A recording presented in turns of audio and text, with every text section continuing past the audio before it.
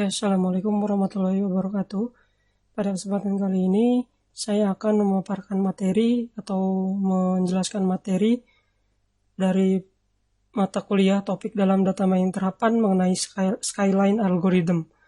Bersama saya sendiri, Kahfi Gunardi.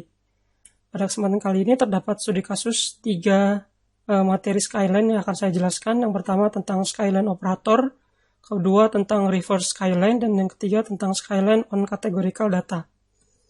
Nah, pada alur studi kasus kali ini, saya akan memaparkan materi 5 submateri, yaitu dari background-nya, problem definition-nya, metodenya, analisisnya, kemudian konklusinya. Nah, kemudian yang pertama, Skyline Operator, ada background sendiri. Contoh kasus di sini saya menggunakan kasus yang berjudul Scaling Up Web Service Composition with Skyline Operator. Jadi intinya dari kasus kali ini adalah layanan web service menggunakan penyedia layanan yang memiliki infrastruktur yang memadai. Jadi sebuah layanan web service itu memungkinkan untuk memiliki infrastruktur yang memadai.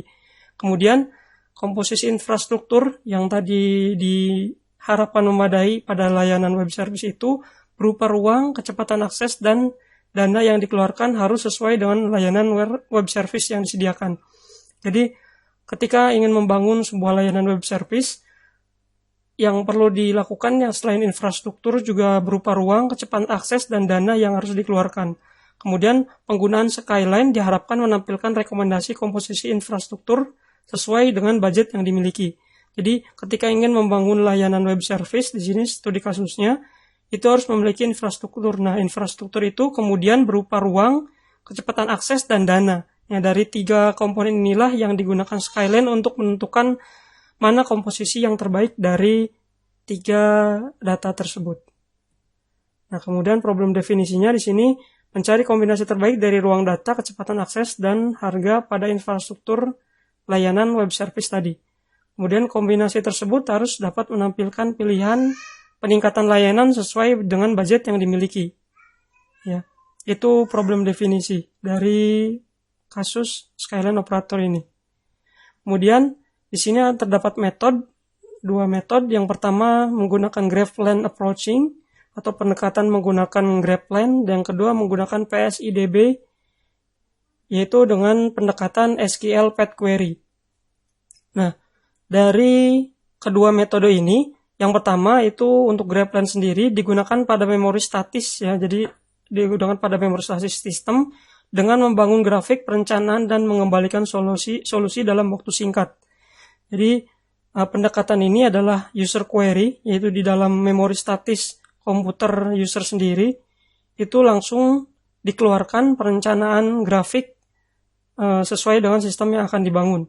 Ya, jadi langsung dikeluarkan berupa Graphland, graf rencana seperti itu. Kemudian yang kedua ada PSIDB approaching atau pendekatan menggunakan PSIDB atau pendekatan basis data bergantung pada kombinasi layanan prakomputasi yang disimpan dalam basis data relasional. Maksudnya di sini adalah pendekatan yang berdasarkan SQL atau Path Query yang sudah disimpan di dalam berdasarkan data yang diambil dari web service repository-nya. Ya, jadi di sini kemudian nanti ada di dalam PSIDB ini ada yang namanya partial part set di sini. Ya, tapi sebelum di partial part set ini digunakan Skyline Service. Ya, di sini Skyline Service Information, kemudian Automate QoS Computing Engine. Nah, kemudian menghasilkan database atau enggak dari Skyline Service Information menghasilkan Automated Path Computing Engine. Kemudian di sini nanti ada algoritma, di dalam PSIDB ini ada algoritma yang namanya partial path set. Nah, jika solusi ditemukan, maka akan ditampilkan ke user. Yaitu sekilas tentang metode yang dijelaskan di dalam jurnal dari Scaling Up Web Service Composition with Skyline Operator ini. Kemudian, nah ini analisisnya. Pada jurnal tadi, jurnal Scaling Up Web Service Composition with Skyline Operator ini, terdapat 2 grafik analisis di sini, ya. Berdasarkan ini analisis berdasarkan kecepatan atau kecepatan berdasarkan execution time dan jumlah datasetnya. Di bawah ini untuk GraphLand, yang ini untuk PSIDB. Ya, tadi ada dua algoritma, yang bawah untuk GraphLand dan di sini untuk PSIDB. Nah, di sini bisa dilihat untuk GraphLand, untuk algoritma menggunakan GraphLand, di sini datasetnya bisa digunakan banyak, tetapi eksekusi time-nya lebih singkat daripada PSIDB. Nah, tetapi untuk PSIDB datasetnya bisa dieksekusi lebih banyak, tapi execution time-nya atau waktu eksekusinya lebih tinggi, jadi lebih lama. Ya, di sini jadi kalau cepat itu menggunakan GraphLand, tapi untuk jumlah dataset dan jumlah kombinasi itu PSIDB lebih unggul. Ya, jadi ada plus minusnya kedua algoritma ini. Kemudian ini hasil analisisnya. Jika eksperimen menggunakan optimasi response time, terlihat bahwa PSIDB menghasilkan jumlah response time dengan dataset segini, response time-nya lebih sedikit dibandingkan dengan GraphLand. Ini ya, di GraphLand menghasilkan segini, tapi di PSIDB menghasilkan segini. Ini untuk response time, tetapi pada bagian optimasi di hasil itu, di eksperimen hasil pada optimasi hasil, PSIDB lebih menghasilkan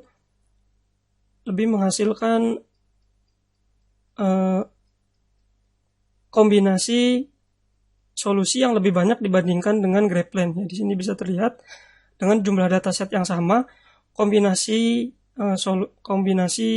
hasil yang dihasilkan oleh PSIDB lebih banyak dibandingkan dengan GraphLand. Kemudian kesimpulannya, solusi menggunakan skyline yang dihasilkan berdasarkan kepada dua hal, yaitu kecepatan response time dan jumlah pilihan solusi yang dihasilkan.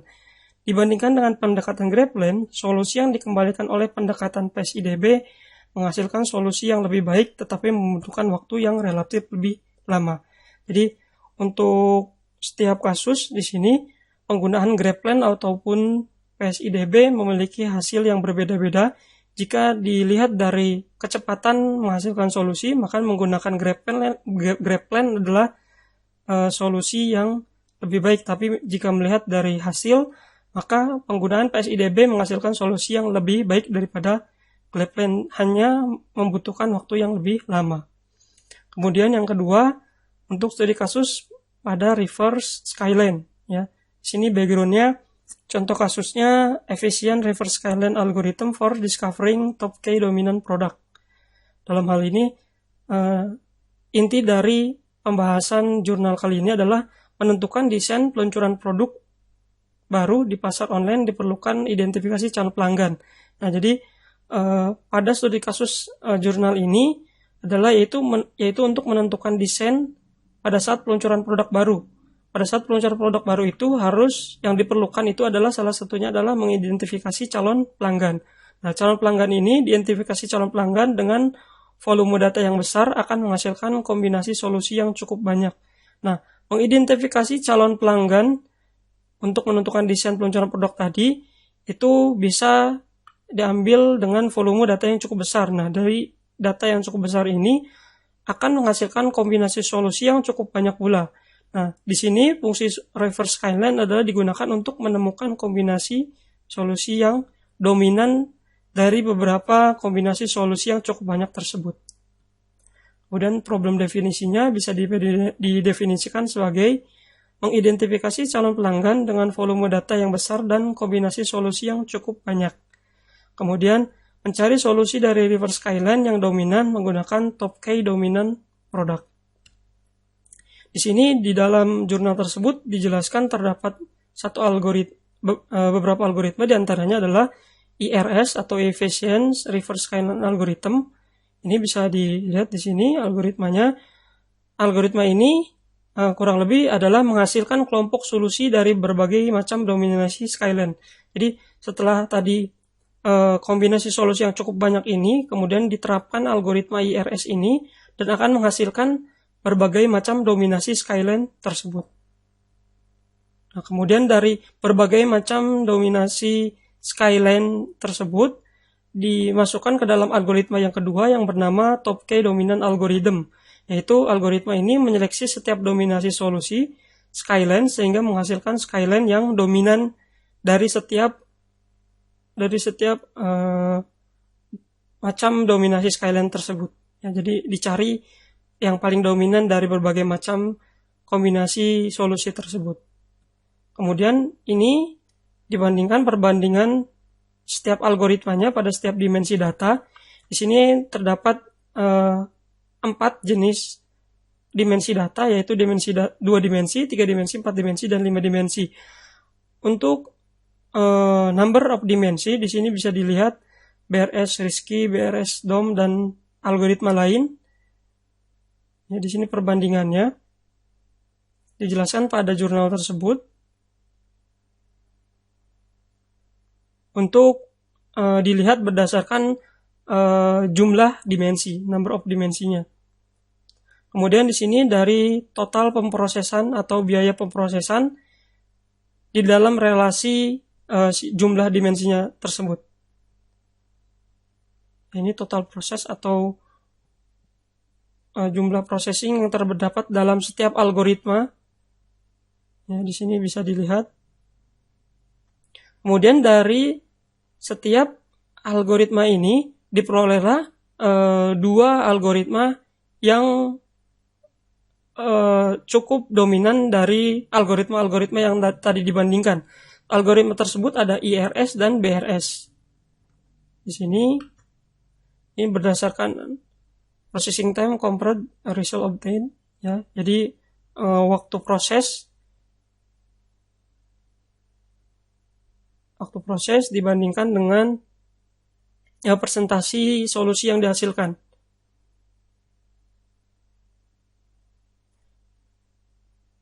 Yang ini untuk ERS dan yang atas untuk BRS. Kemudian dari hasil analisis tersebut diperoleh kesimpulan dalam masalah menganalisis preferensi konsumen untuk volume besar. Percobaan yang disimpulkan menunjukkan algoritma RSA secara signifikan mengungguli BRS dalam kasus permintaan reverse skyline dalam kaitannya dengan kecepatan eksekusi, skalibilitas, dan hasil produksi progresif, terutama untuk data multidimensi. Nah, jadi untuk data multidimensi, untuk yang datanya banyak, RSA mengungguli BRS dalam kasus yang diterapkan ini, yaitu dalam kasus identifikasi calon pelanggan pada pangsa pasar. Kemudian dari hasil percobaan algoritma top K dominan, kemudian dari hasil ini diterapkan juga dibandingkan dengan hasil algoritma yang diajukan oleh penulis itu sendiri, yaitu algoritma top K dominan unggul terhadap metode yang memproses setiap permintaan secara individual. Jadi secara individual top K dominan ini unggul, tapi untuk dengan multidimensi algoritma RSA ini lebih diunggulkan. Seperti itu. Kemudian yang terakhir adalah skyline all categorical data. Nah, pada contoh kasusnya ini saya mengambil untuk categorical skyline for streaming data, yaitu untuk buffer data atau streaming data. Kemudian di sini diajukan juga dalam streaming data, buffer streaming yang dihasilkan merupakan tuple dengan data categorical. Ya, jadi karena skyline untuk categorical data ini dihususkan untuk streaming data, karena sebagai contoh kasus di sini juga contoh kasus streaming data. Ya, kemudian perbandingan teknik skyline untuk mengindeks tuple pada categorical data dalam ruang lingkup data streaming. Jadi pada topik kasus kali ini itu dihususkan untuk tuple data pada streaming data, kemudian ruang lingkupnya dalam ruang lingkup streaming data. Nah, kemudian apa yang digunakan dalam skyline-nya adalah dalam mengindeks tuple dari si data streaming tersebut. Nah, kemudian nanti di sini juga terdapat banyak teknik-teknik skyline yang kemudian dibandingkan dan nanti diambil teknik skyline yang paling baik atau nanti disimpulkan seperti apa perbandingan teknik skyline tersebut. Problem definisinya adalah dalam skyline di categorical data perlu adanya struktur data yang ringan untuk mengindeks tuple dalam buffer streaming tersebut dan mudah beradaptasi ke jumlah data yang banyak. Jadi problem definisinya adalah mencari teknik skyline pada struktur data yang ringan untuk mengindeks tuple dalam buffer streaming dan diharapkan mudah beradaptasi ke jumlah data yang banyak. Kemudian yang kedua, membandingkan teknik-teknik skyline yang mengindeks tuple tersebut pada categorical data dalam ruang lingkup data streaming. Nah, kemudian salah satu metodenya adalah Skyline Maintenance Framework. Di sini adalah algoritma yang digunakan agar menjaga Skyline buffer data streaming tetap up to date. Jadi, fungsinya dari metode ini adalah agar streaming data atau buffer data yang ada pada streaming data itu tetap up to date. Ya, walaupun nanti waktunya berubah-ubah, tetapi maintenance terhadap streaming data tersebut itu tetap dilakukan. Ya, ini salah satu Skyline yang digunakan untuk maintenance framework ini. Ini algoritmanya. Kemudian yang kedua, Partitioning Heuristic Framework. Ini algoritma digunakan untuk mengelompokkan kelompok nilai, kemudian mengelompokkan data tuple sesuai dengan level data.